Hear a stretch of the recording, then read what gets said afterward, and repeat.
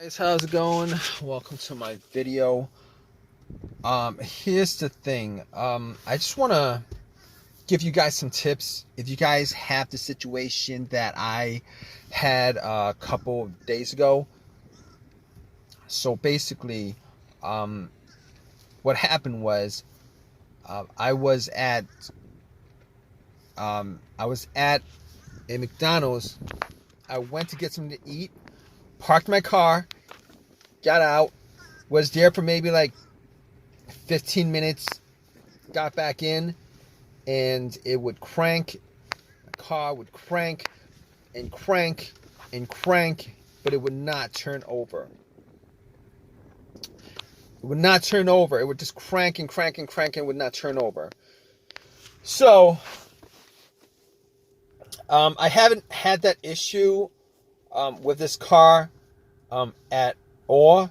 I mean, there was maybe like 7 months ago, I had an issue where it wouldn't start, and it turned out to be the battery, but it didn't crank. It turned out to be a dead battery.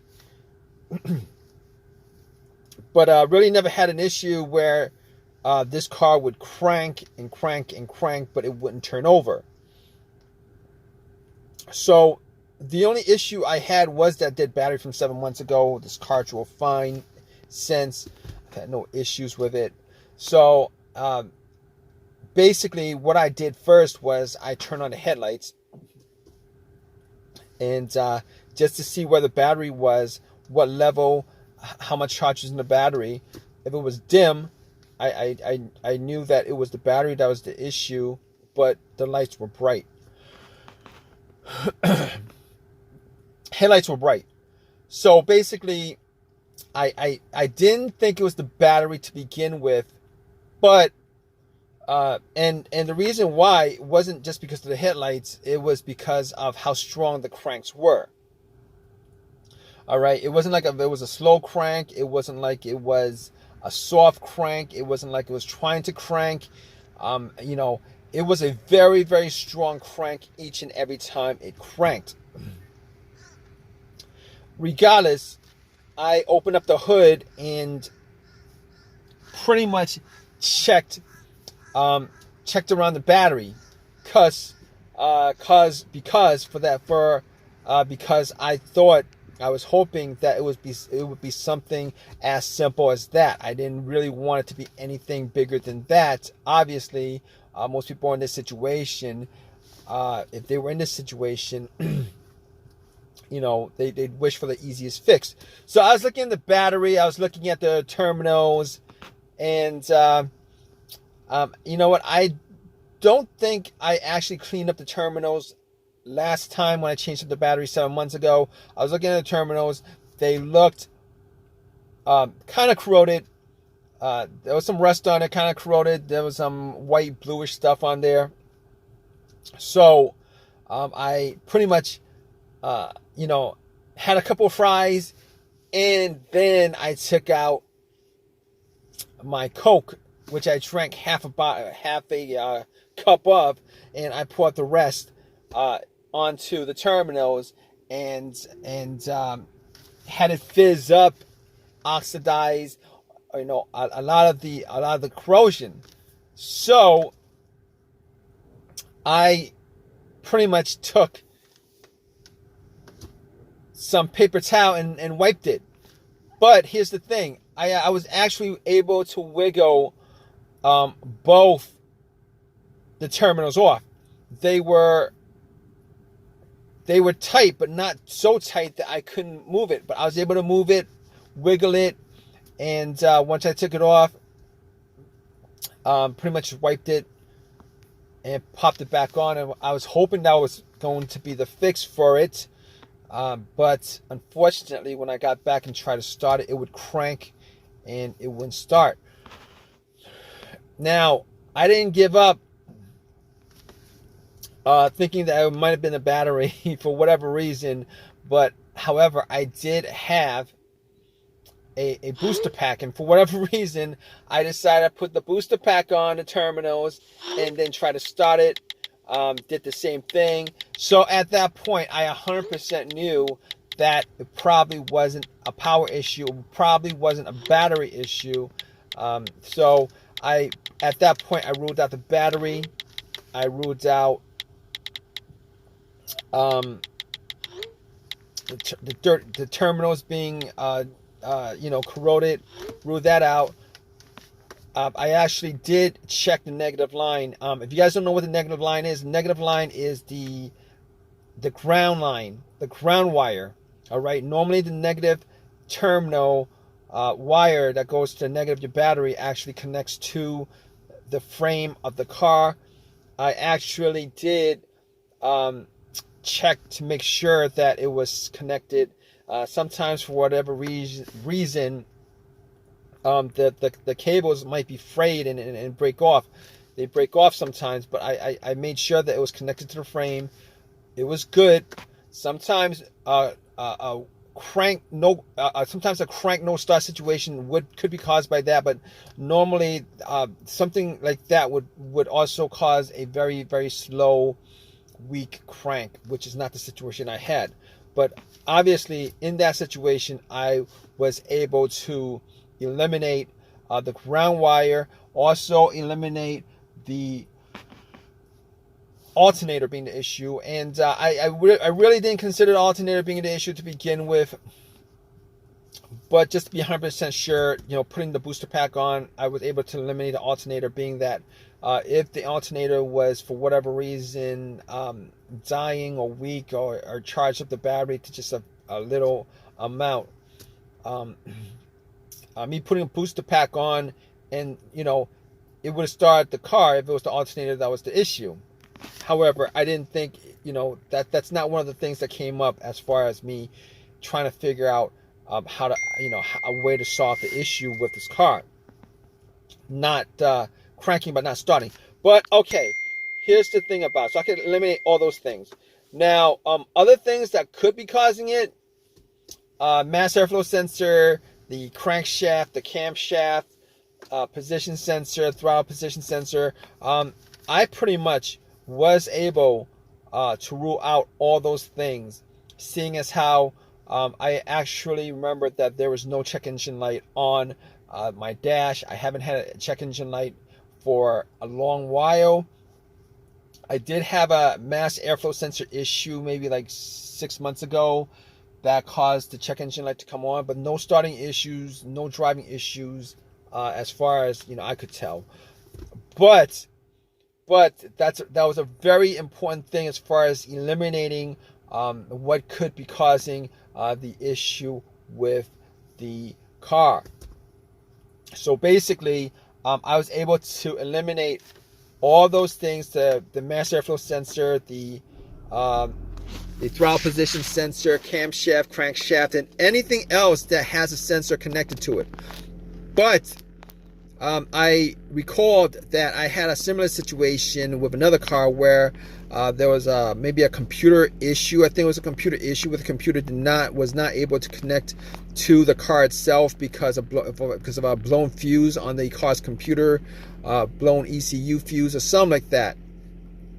And now I didn't think that was the issue, but I had an OBD2 reader, a $20 OBD2 reader that I actually bought from Amazon, from Walmart, and I plugged it in. And here's the thing about it: it read all the way through. It analyzed it, gave me a readout. At that point, I knew that it wasn't the OBD2 that was. No, I knew that it wasn't the car's computer issue at that point. Reason being is that if it was an issue of a communication issue from the car's computer to the car, if that happened, the issue, what would have occurred was it would not have been able to analyze it. It would have stopped midway, but it went all the way through. There was no codes at all. I did not see a single code pop up at all. So I was glad that was the case, because I could, at that point, eliminate every single thing that had a sensor connected to it. All right, so I could rule that out. So after that, I was thinking, well, here's the thing. It could be fuses, relays. It could be fuel pump. It could be key fob, ignition switch, um, any of those things. But the more simplest of those things to tackle was the fuses, um, the relays, and the fuel pump. So what I did was I went to the fuse box, checked out all the fuses, see if I could see any burnt fuse. I tried trying to detect whether there was a hint of any kind of burnt smell. Was not able to see anything out of the ordinary as far as any kind of burnt fuses, blown fuses, etc., etc. So at that point, I couldn't confirm 100% it wasn't the fuses, but I would say probably, probably a good guess that it was not one of the fuses that was causing this issue. But it could have been possibly been one of them. But anyway, moving on, I thought at that point before that I had considered that it could have been the fuel pump. I actually did the test on my own as far as trying to figure out whether the fuel pump was operating or not. Normally, it would be a best scenario if there was at least two people for this test. One would be outside, right next to, where you pump the gas. With the gas cap off, somebody would be listening to hear some kind of motor running or whizzing sound, and then the person in the car would try to put the car on the on position. The on position is the ignition position right before the crank. This would be the last position before it cranks up. The reason why you don't want to crank up is because the cranking noise, the crank will actually drown out the noise from the motor. All right, so you're trying to listen for like a slight whizzing motorized sound on it. So I tried it. I was sitting in the car. I tried a couple of times to put it in the on position, and unfortunately, I wasn't able to detect whether there was any kind of sound, any kind of motorized whizzing sound. So at that point, I pretty much just gave up on that. So basically what I did next was checking out the fuses, but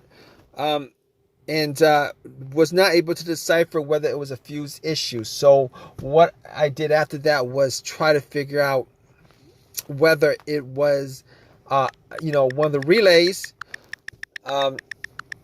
So what I did was I considered that it was maybe the relay to the fuel pump. It could have been a clogged fuel filter, but normally a clogged fuel filter, it would cause a crank no start sometimes, but for the most part, it would crank up, and then and it'll stall out. It wasn't the case here. So I didn't think it was the fuel filter, considering it would crank and crank and crank and crank. It seemed like there was something that was causing it not to turn over.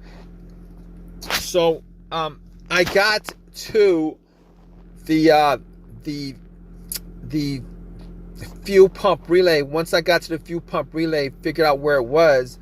I couldn't detect whether there was a malfunction with the relay. So what I did was I took out another relay. That was, the same had the same markings as far as the numbers on there and stuff like that. And I kind of swapped it out. And then I got back in my car, and guess what, guys?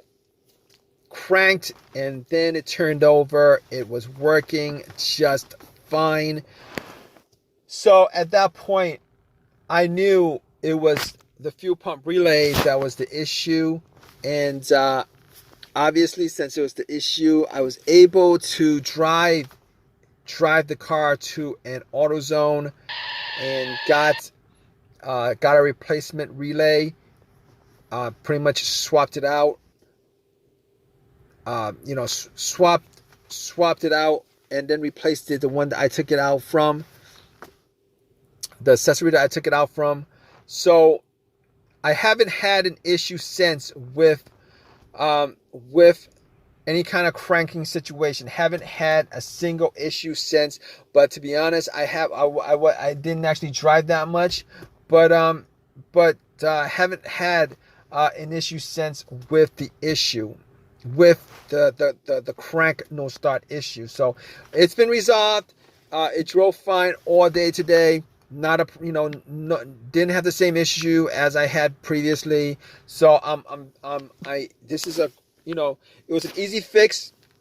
I'm glad it was an easy fix. If you guys are in this situation, you guys are looking for to troubleshoot your crank but no start situation, if you guys go down the list of what I went through as far as eliminating each and every one of those things, 90% of your situation could probably be,